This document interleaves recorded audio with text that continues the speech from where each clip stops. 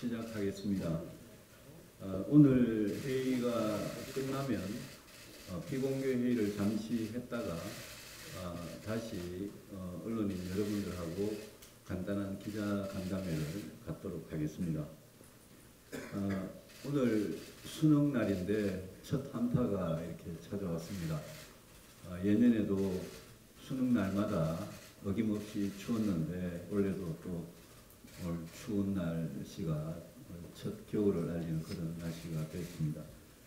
지금 이 시각에 우리 수능 고사장에서 정말 긴장하면서 시험을 보고 있을 모든 수험생들께 따뜻한 응원의 박수를 보냅니다. 그리고 아들, 딸과 함께 그동안 정말 긴장하고 많은 어려운 시간을 겪으셨을 엄마, 아빠들께도 위로와 응원의 말씀을 드립니다. 우리 유희동 의원님 막내딸도 오늘 수능이신 잘 보시기 바랍니다. 어제 오후에 대전의 유성구에 ADD 국방과학연구소에서 폭발 사고가 있었습니다. 연구원 1명이 숨지고 또 4명이 다치고 그 중에 한 분은 중상을 입었습니다. ADD 국방과학연구소는 박정희 정권 시절부터 우리나라의 이 국방과학, 방위산업의 기초 연구를 하는 곳입니다. 거기에 근무하시는 분들이 얼마나 엄격한 그런 보안 통제 하에서 정말 숨어서 음지에서 열심히 자주국방을 위해서 일하셨는지 제가 누구보다도 잘 아는 사람입니다. 지난번 독도 헬기 사고에 이어서 또 이런 안타까운 일이 발생해서 정말 유감입니다. 유명을 달리하신 그 젊은 연구원의 명복을 빌고 또 그 유가족분들께 깊은 위로의 말씀을 드립니다. 부상당한 분들 하루빨리 쾌유하시기를 저도 기도하겠습니다. 헬기 사고나 독도 헬기 사고나 ADD 폭발 사고나 이런 사고들을 보면서 이 나라를 위해서 열심히 일하다가 이런 희생을 당한 분들께 우리 국가가, 정부가 또 우리 정치권이 정말 명예를 높일 수 있도록 모든 노력을 다해야 되겠다는 각오를 다집니다. 11월 22일 24시에 종료되는 쥐소미아에 대해서 다시 한 말씀 드리겠습니다. 지금 미국 정부의 고위 관계자들이 계속 한국을, 일본을 방문하면서 이 쥐소미아가 연장되기를 강력히 희망하고 있습니다. 문재인 정권 들어서 한미동맹이 그 어느 역대 정권보다도 위험에 처하고 있는 이 상황에서 저는 쥐소미아와 방위비 분담금 협상은 앞으로 한미동맹을 좌우하는 중요한 계기가 된다고 생각을 합니다. 이 정권이 출범하자마자 중국에게 문재인 대통령께서 중국에 가서 소위 말하는 삼불을 입장을 약속을 했습니다. 그 삼불 중에 하나가 한미일 동맹은 안 된다라는 것이었습니다. 한미 동맹이 있고 또 미일 동맹이 있습니다. 그러나 한미일 동맹은 존재하지는 않는 겁니다. 그렇지만 우리가 한미 동맹과 미일 동맹 이 두 개의 동맹을 가지고 우리 대한민국을 지키고 동아시아의 안보 평화를 지켜왔다는 것은 그건 삼척동자도 다 아는 사실입니다. 이 기본 안보의 기본 축이 흔들리는 데 대해서 미국이 지금 우려를 하고 있는 겁니다. 당초에 지난 8월에 문재인 대통령께서 쥐소미아를 일방적으로 파기했던 것은 거기에 분명히 노리는 바가 있었습니다. 안보를 좌우하는 지소미아를 파기하면 미국이 일본을 달래고 일본이 경제 보복을 못하도록 하는 그런 중재에 적극 나설 거다라는 그런 노림수를 가지고 한 겁니다. 결국 경제 보복을 중단시키기 위해서 국가 안보라는 그 수단을 가지고 일종의 그 지소미아가 파기되면 우리 대한민국 안보에 피해가 오는데 일종의 자해 공갈을 한 겁니다. 그런데 문재인 정권이 이 노림수가 전혀 통하지 않고 있습니다. 일본을 몰랐고 미국을 몰랐기 때문입니다. 미국은 트럼프 정부 들어와서 미국 우선주의, 자국 우선주의가 더 강하고 트럼프 대통령은 우리가 싱가포르 회담에서 봤듯이 동맹을 돈으로 계산하는 사람입니다. 그런 사람을 상대로 이 지소미아 파기가 일본의 경제 보복을 중단시킬 수 있을 거다. 미국이 중재에 나설 거다. 이렇게 판단했던 것 자체가 정말 잘못된 판단임이 드러나고 있습니다. 이제 며칠 남지 않았습니다. 지금이라도 문재인 대통령께서는 지소미아 일방적 파기를 당장 중단하고 지소미아를 연장을 시켜야 됩니다. 그리고 지소미아를 연장시키는 것이 저는 미국과의 방위비 분담금 협상에 있어서 저는 우리에게 상당히 유리한 그런 전략적인 입장을 줄 거라는 점도 아울러 좀 지적하고자 합니다. 이틀 전인가요? 그 청와대 대변인이 국가 재정에 대해서 국가 재정은 쌓아두면 썩는다라는 이야기를 하는 거 보고 정말 충격을 받았습니다. 우리가 달러나 엔화나 유로화를 찍어내는 그런 기축통화 국가가 아닙니다. 우리 대한민국에게 있어서 이 국가 재정이라는 것은 제가 이런 표현을 수차 썼습니다만 라스트 리조트, 최후의 보루입니다. 우리가 IMF 위기, 금융위기를 극복할 수 있었던 것도 다른 나라보다 더 튼튼한 국가 재정 덕분이었습니다. 그런데 청와대가 국가 재정은 쌓아두면 썩는다라는 이런 말을 하는 걸 보고 정말 충격을 받았습니다. 이 국가 재정을 이번에 513조의 예산도 그렇습니다만 이 국가 재정을 쓰는 방법이 문제입니다. 경제가 굉장히 어려우면 단기적으로 저는 재정을 확대해서 부양책을 할 수도 있다고 생각을 합니다. 그런데 이 정부가 국가 재정을 쓰는 방식은 우리 미래 세대에게 또 우리 국민들에게 우리 경제에게 조금 더 도움이 되지 않는 방식으로 재정을 남발하고 있습니다. 당장 10월 취업자 수만 보더라도 작년 10월에 비해서 41만 9천 명이 증가를 했습니다. 41만 9천 명의 취업자가 증가한 데 대해서 이 정부는 이게 굉장한 고용의 양과 질이 개선된 것 같이 계속 자화자찬을 하고 있습니다. 그러나 그 중에 60세 이상이 41만 7천 명입니다.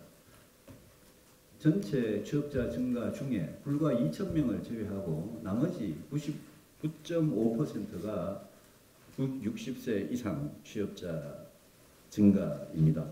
60세 미만은 겨우 2천 명이 증가한 겁니다. 36시간 미만 일하는 근로자 수는 취업자 수는 60만 명이 감소를 했고요. 30, 40대 취업자 수는 20만 명이 감소를 했고 제조업 취업자 수 계속 감소하고 있습니다. 이게 바로 지난달 말에 발표된 비정규직 86만 7천 명의 증가가 바로 이런 통계에서 나오는 겁니다. 그럼에도 불구하고 통계청장과 청와대와 기재부, 고용노동부 모두 나서가지고 비정규직 증가 중에 35만에서 50만 명 가까이는 이거는 작년에 정규직이었는데 통계조사 방식, 질문 하나가 바뀌어서 그렇다고 이런 가짜 뉴스를 정부 책임자들이 지금 생산을 해내고 있는 그런 실정입니다. 이 점에 대해서 정말 이런 식으로 재정을 쓰는 건 진짜 문제가 있다는 말씀을 드리고 이번에 예산 심의 때도 우리 지상욱 의원님과 이렇게 우리 예결위 위원님들께서 끝까지 이런 부분에 대해서 바로잡아 주시기를 바랍니다. 제가 한 가지 예만 들어보면요. 서울대 빅데이터 연구원장 하는 차상균 교수라는 분이 있습니다. 이분이 요즘 서울대 AI 대학원을 설립하는 추진단장을 맡고 있는데, 이 AI 대학원이라는 게 이게 앞으로 우리 5년, 10년, 뭐 20년, 30년 후에 우리 경제에 얼마나 중요한 인재를 기르는 그런 곳입니다. 그런데 여기에 학생들은 경쟁률이 6대1 되도록 많이 몰리는데, 교수를 정작 뽑으려고 그러니까 처음에 초기에 15명의 교수 중에 이 차상균 교수가 미국에 가서 미국 서부에 동부에 돌아다니면서 그렇게 이 교수를 뽑으려고 그랬는데 아무도 안 오려고 그러고 겨우 지금 2명, 15명 중에 2명을 지금 뽑아놨습니다. 그러니까 교수가 없어서 학생을 뽑아도 못 가르치는 겁니다. 미래를 준비하는 이런 혁신 투자에 이 정부가 과감하게 규제를 풀고 거기에 재정을 쏟아붓고 하면 저희들이 적극 찬성하겠습니다.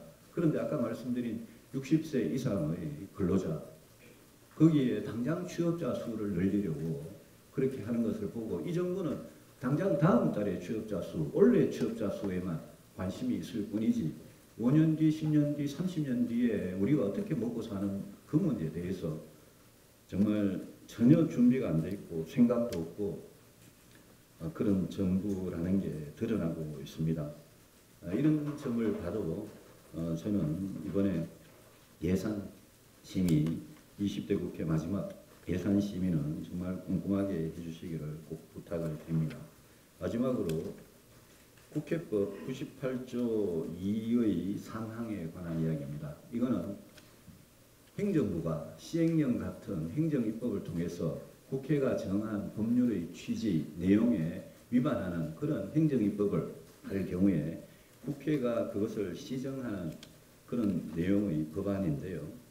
지금 현행법에서는 그 국회가 그 행정기관의 장에게 그 법률의 취지나 내용에 합치하지 않는 시행령이나 시행규칙이나 이런 행정입법에 대해서 그 내용을 통보할 수 있다. 이렇게만 되어 있습니다. 2015년에 제가 새누리당 원내대표를 할 때 이 법을 고치기 위해서 내용을 통보할 수 있다라는 조항을 수정 변경을 요구할 수 있다라는 걸로 바꾸려고 하다가 당시 대통령께서 이거를 거부권을 행사를 한 적이 있습니다.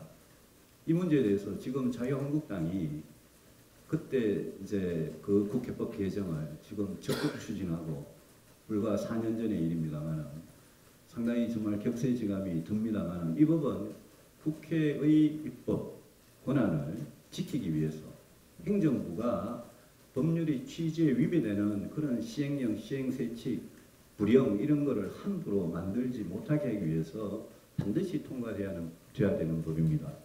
지금 민주당이 어떻게 나올지 모르겠습니다만 제가 이 법을 보면 늘 그때는 맞고 뭐 지금은 틀리다라는 그런 영화 제목도 생각이 납니다만 이 부분은 이번에 반드시 우리 오신환 원내대표께서 꼭 좀 통과를 시켜 주시기를 바랍니다.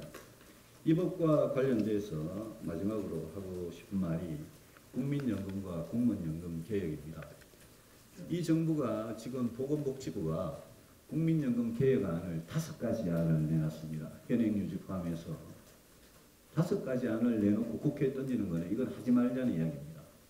그래서 정부가 국민연금 개혁에 대해서 단일화를 가져와야 되고 국민연금 개혁안과 동시에 저는 공무원연금 개혁안도 가지고 와야 된다는 생각입니다. 비록 20대 국회에서 못하더라도 21대 국회 문재인 정권 임기가 끝나기 전에 이 국민연금과 공무원연금을 개혁할 수 있도록 우리도 노력을 하고 우리의 입장을 정리할 필요가 있다고 생각합니다. 박근혜 정부가 잘한 것 중에 저는 그 중에 어뜸이 공무원연금 개혁이라고 생각을 합니다.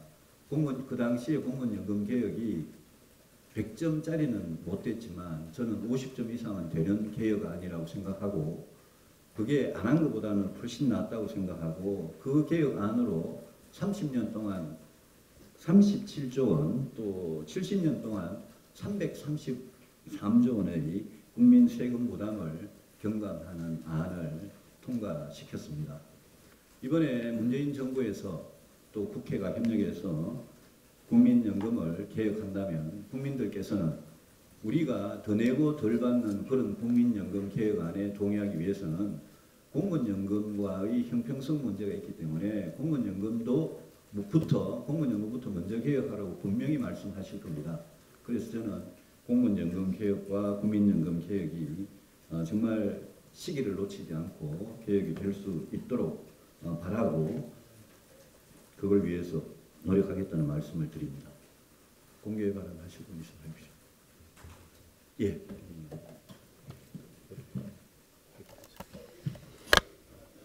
여러분, 이 국가안보가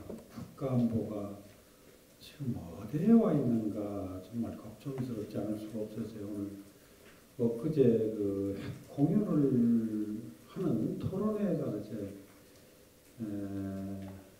말씀드린 내용을 정말 우리 당 주요 핵심 멤버들 다 하셔야 될 것 같고, 우리나라 국민 또 여기 와 계신 언론인 여러분 정말 잘 아셔야 될 것 같아 한 말씀 드리고자 합니다. 국가의 최대 지금 이슈가 저는 비핵화라고 봅니다. 이게 그냥 슬그머니 지금 없어져 가요. 국내 정치가 복잡하고, 여러분 지금 지소미아를 앞두고 얼마나 지금 문제가 많습니까? 또 남북 문제,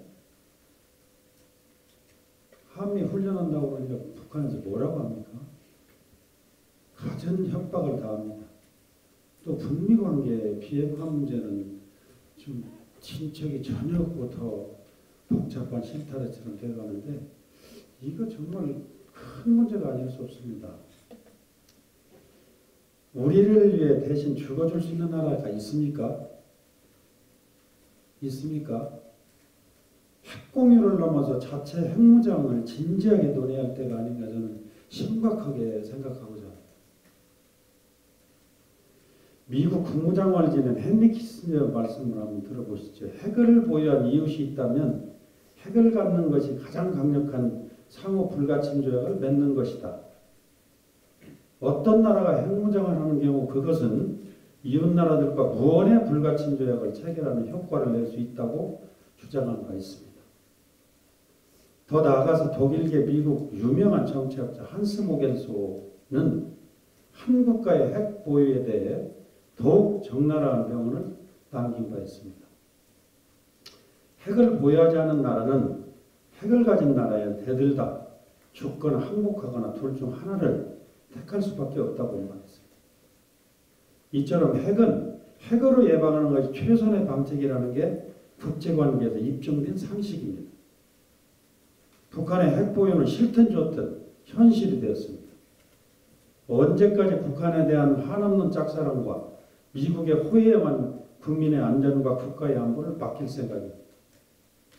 지난 2년 반 동안 우리 정부는 한반도 운전자니, 중재자니, 조종자니, 촉진자를 위촉것만 돌아온 현실은 국유자의 입지뿐입니다. 이제 북한은 한 손에 핵을 들고 미국과의 직접 협상만 추진하고 있습니다.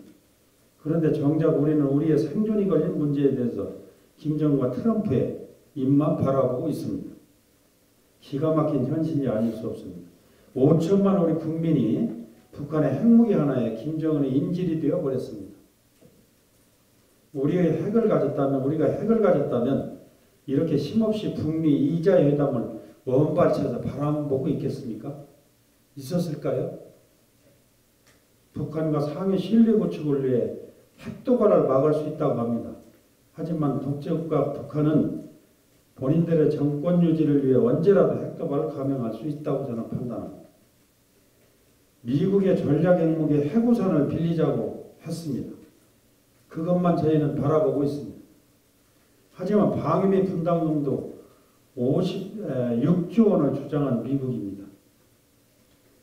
동맹보다 국익에 앞선다고 주장한 미국이 전략 핵무기 우산의 대가 얼마의 비용을 청구할지 모릅니다. 우리에게 가장 중요한 건 우리의 힘입니다.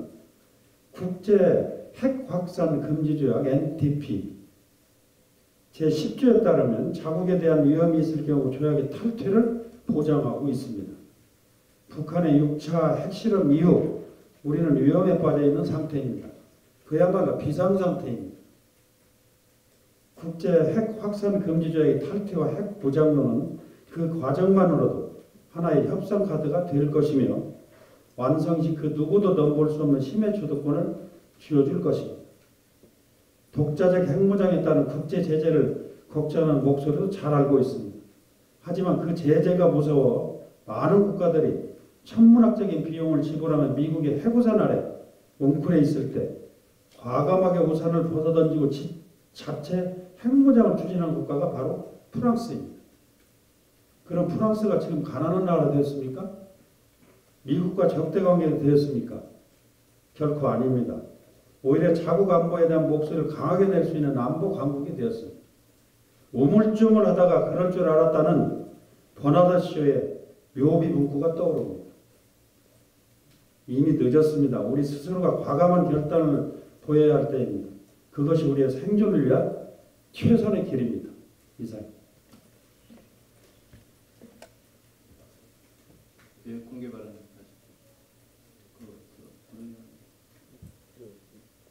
공개 발언 마치고요. 비공개 그 영상을 공유를 그 이후에 그럼 간단히 공개 발언 더 하실 분 계십니까? 그럼 언론인 여러분 죄송하지만 우리 비공개 회의를 하고 다시